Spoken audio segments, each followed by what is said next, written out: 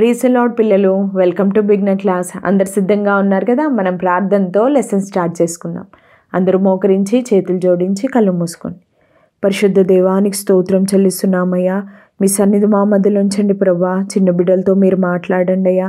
చిన్ననాటి నుంచి వారికి క్రీస్తు ఎవరో అని గుర్తించడానికి ప్రభా మీ కృపనీయమని యేసు పరిశుద్ధ నామంలో అడిగి వేడుకుంటున్నాం తండ్రి, ఆమేన్.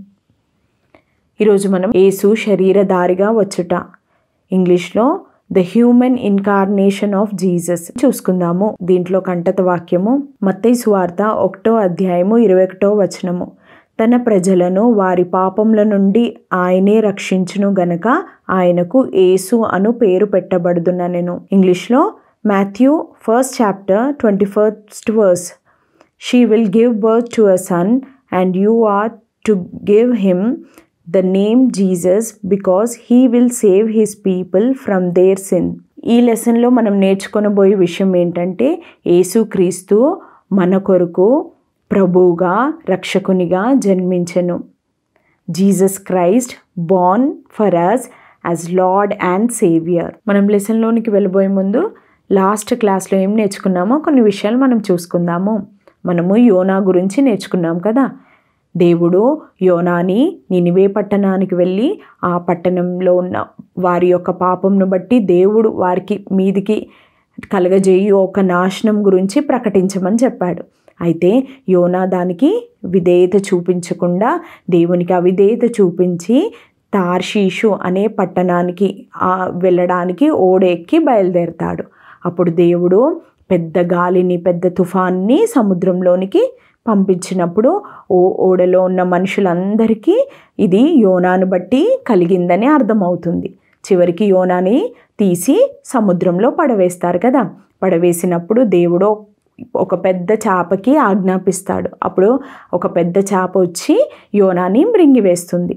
మృంగివేసిన తర్వాత యోనా చేప యొక్క కడుపులో తన తప్పును గుర్తించి అక్కడ 3 దినాలు దేవుని దగ్గర ప్రార్థిస్తాడు. చివరికి ఆ యొక్క చేప నినివే పట్టణం ఒడ్డునకు వచ్చి అక్కడ క్రక్కివేస్తుంది. ఆ విధంగా నినివే పట్టణానికి యోనా వెళ్ళి దేవుడు వారి మీద కలుగజేయ ఒక నాశనం గురించి ప్రకటిస్తాడు. అక్కడున్న ప్రజలందరూ వారి తప్పును గుర్తించి దేవుని వైపు తిరుగుతారు. కాబట్టి దేవుడు ఆ పట్టణాన్ని రక్షిస్తాడు. ఇది మనం లాస్ట్ క్లాస్లో నేర్చుకున్నాం. ఇప్పుడు యేసు ప్రభువు ఈ లోకంలో ఏ విధంగా జన్మించాడో, ఎక్కడ జన్మించాడో మనం ఈ లెసన్లో నేర్చుకొనబోతున్నాము. నజరేతు అనే ఒక ఊరిలో ఒక స్త్రీ ఉంది. ఆమె పేరు మరియా. ఆమె ఒక కన్యక, అంటే ఆమెకి వివాహం జరగలేదు. కానీ ఆమెకి యోసేపు అనే వ్యక్తితో ప్రదానం చేయబడుతుంది, అంటే ఎంగేజ్మెంట్ జరుగుతుంది. ఈ మరియా దేవుని యందు భయము కలిగిన వ్యక్తిగా, భయభక్తులు కలిగిన స్త్రీగా జీవించింది. ఒకరోజు మరియ దగ్గరికి ఒక దేవుని దూత వచ్చింది. ఆ దేవుని దూత పేరు గాబ్రియేలు. ఇక్కడ చూడండి, ఈ యొక్క మరియ దగ్గరికి దేవుని దూత వచ్చింది. ఈ దూత పేరు గాబ్రియేలు. ఈ దూత మరియతో ఏమని చెప్తుందంటే, మరియా దయాప్రాప్తురాలా, నీకు శుభము అని చెప్తుంది.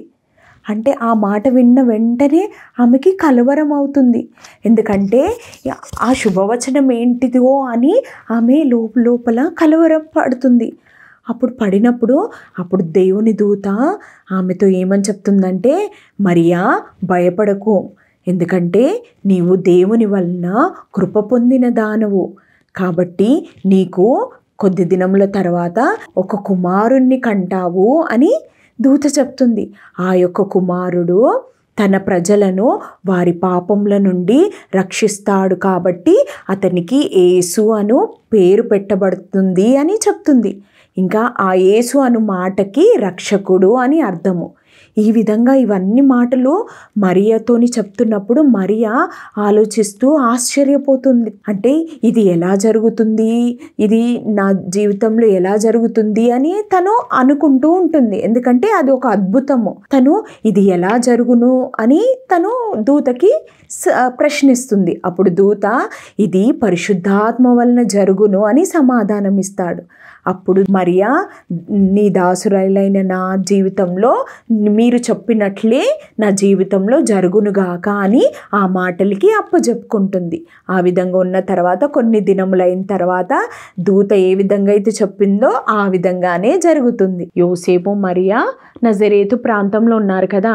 అయితే ఆ సమయంలో రోమా ప్రభుత్వంలో ఉన్న కైసరు ఔగుస్తు అనే అధికారి ఒక ఆజ్ఞ జారీ చేశాడు. ఏమని అంటే ఎవరైనా ఆ పట్టణంలో ఉన్న అనేక ప్రజలు ఉంటారు కదా, వారందరూ వారి వారి పట్టణాలకి వెళ్ళి ప్రజా సంఖ్య రాయించుకోవాలి. అంటే మనుషులని లెక్క చేస్తూ ఉంటారు కదా, ప్రాంతంలో ఎంతమంది ఉన్నారో అని లెక్క చేస్తూ ఉంటారు కదా. ఆ విధంగా ఆ లెక్కలు చేయించుకోవడానికి వారు వారి యొక్క పట్టణానికి వెళ్ళాలి. అయితే ఇప్పుడు యోసేపు మరియా కూడా వారు బెత్లెహేము అనే పట్టణానికి ప్రయాణించారు. వారు అక్కడికి వెళ్ళిన తర్వాత ఇక్కడ చూడండి, ఈ విధంగా వారు ప్రయాణించి ఎంతో దూరం ప్రయాణించి నజరేతు నుంచి బెత్లెహేము అనే ప్రాంతానికి వస్తారు. అక్కడికి వచ్చిన తర్వాత అక్కడ కూడా చాలామంది ప్రజలు వారి పట్టణానికి చాలామంది ఆ సమయంలో వచ్చి ఉండొచ్చు కదా. ఆ విధంగా చాలామంది ప్రజలు అక్కడికి వచ్చినప్పుడు అక్కడ సత్రము ఉంటుంది. అంటే సత్రము అంటే హోటల్ కానీ లాడ్జ్ కానీ రూమ్స్ కానీ ఉంటాయి కదా. అక్కడ వీళ్ళు నివసించడానికని అక్కడ చూస్తూ ఉంటారు, ఎక్కడైనా స్థలం దొరుకుతుందేమో అని. అయితే ఎక్కడికి వెళ్ళినా కూడా వాళ్ళకి ఎక్కడ కూడా స్థలం దొరకలేదు. అన్ని సత్రంలో ఎక్కడ కూడా వారికి స్థలం దొరకలేదు. ఈ విధంగా ఉంటుండగా మరియా ఉంది కదా, ఆమెకి ఒక బిడ్డను కనడానికి సమయం దగ్గర పడింది కాబట్టి ఆమెకి ఎక్కడ కూడా స్థలం దొరకలేదు. అయితే ఈ సమయంలో ఆమె ఏం చేసిందో, ఎక్కడ ఒక కుమారునికి జన్మనిచ్చిందో నేను ఇప్పుడు మీకు చూపిస్తాను. మరియా యోసేపు నజరేతు నుంచి బెత్లెహేము అనే ప్రాంతానికి వచ్చారు కదా. వచ్చిన తర్వాత వారికి అక్కడ ఉండడానికి ఎక్కడ కూడా వారికి స్థలం దొరకలేదు. మరియా ఒక కుమారుణ్ణి కన్నింది. ఆ కుమారుణ్ణి ఒక పొత్తిగుడ్డలతో చుట్టి ఆ కుమారుడు ఇంకా వారికి ఎక్కడ కూడా స్థలం లేనందుకు అక్కడ ఉన్న పశువుల పాకలో పశువుల తొట్టిలో ఆ కుమారుణ్ణి ఈ విధంగా పరుండబెట్టారు. ఆ విధంగా పరుండబెట్టిన తర్వాత దూత చెప్పింది కదా, దూత చెప్పినట్లుగా ఆ కుమారునికి యేసు అను పేరు పెట్టారు. యేసు అంటే రక్షకుడు కదా. ఈ విధంగా రక్షకుడు పుట్టినాడు. చూడండి, పరలోకంలో అందమైన ఆ పరలోకం నుండి యేసు ప్రభు ఈ లోకానికి వచ్చి ఈ లోకంలో ఒక పశువుల పాకలో ఒక పశువుల త్రొట్టిలో ఈ విధంగా రక్షకుడిగా పెట్టబడినాడు కదా. అయితే అది కేవలం మన కొరకు, నా యొక్క పాపం కొరకే యేసు ప్రభు మన కొరకు రక్షకుడిగా ఈ విధంగా పశువుల పాకలో పశువుల తొట్టిలో ఆయన పరుండబెట్టబడినాడు. ఇంతవరకు లెసన్ మీకు అర్థమైందని నమ్ముచున్నాను. ఇప్పుడు కొన్ని విషయాలు మనం ఈ లెసన్ ద్వారా నేర్చుకుందాము. యేసయ్య మన కొరకు ఈ లోకంలో ఒక గొప్ప రాజభవనంలో ఆయన జన్మించలేదు కదా. ఆయన ఒక పశువుల పాకలో ఆయన పరుండబెట్టబడినాడు. అంటే ఆయన సమస్తము కలిగి ఉంది. యేసయ్యకి పరలోకంలో ఆయన అన్నీ కలిగిన వాడు అయినప్పటికీ మన కొరకు అన్నీ విడిచిపెట్టుకొని ఆయన ఈ లోకానికి ఒక పశువుల పాకలో పరుండబెట్టబడ్డానికి ఆయన ఎంత తగ్గించుకున్నాడో మనకు అర్థమవుతుంది కదా. అదేవిధంగా అది కేవలం మన కొరకే ఆయన ఆ విధంగా మనల్ని రక్షించడానికి ఆ విధంగా ఆయన సమస్తమును విడిచిపెట్టి తగ్గించుకొని ఆ విధంగా పశువుల పాకలో పరుండబెట్టబడినాడు. అదేవిధంగా చిన్న బిడ్డలైన మీరు కూడా మీ జీవితంలో కూడా మీకు కూడా ఎన్నో యోగ్యతలు ఉంటాయి, ఎన్నో టాలెంట్లు కూడా మీకు ఉంటాయి. అయినప్పటికీ అన్ని విషయంలో యేసయ్య ఏ విధంగా అయితే తగ్గించుకున్నాడో అదే మనసు మీరు కూడా కలిగి ఉండాలి. మీరు కూడా అన్ని విషయంలో తగ్గింపు కలిగి ఉండాలి. రెండో విషయం ఏంటంటే యేసు ప్రభు ఈ లోకానికి రాజుగా అంటే ఒక ప్రభువుగా ఒక రక్షకుడిగా మన కొరకు జన్మించాడు. ఆయన పరలోకంలో ఉన్న ఆ యేసయ్య మన కొరకు శరీరధారిగా అంటే శరీరంతో ఈ లోకంలో ఒక పశువుల పాకలో పరుండబెట్టినాడు కదా. ఆయన ఒక రక్షకుడిగా ఒక ప్రభువుగా జన్మించాడు. అది ఎందుకంటే మనమందరము పాపులము కదా. ఎవ్వరు కూడా నీతిమంతులు లేరు, అందరూ కూడా పాపులే. మనం తల్లి గర్భంలో పుట్టినది మొదలుకొని మనమందరము పాపులమే.